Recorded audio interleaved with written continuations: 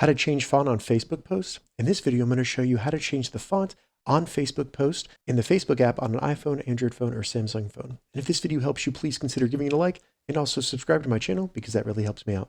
So to change the font of our Facebook posts, just like this, all you need to do is go ahead and start typing a post. And this can be on a Facebook page, group, anywhere on Facebook. Once we've typed the text, go ahead and copy the text and then go to your browser and navigate to texttrick.com. Check the description, I'll have a direct link down there. This is a website I made and it can allow you to use several different fonts on Facebook. So once you get here, just paste your text right here in this text box.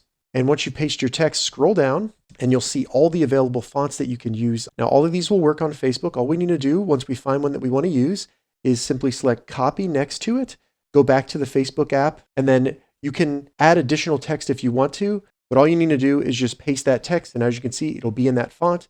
And when I select done and then post, it'll post that really cool font on Facebook. If this video helped you, give it a thumbs up and please consider subscribing to my channel.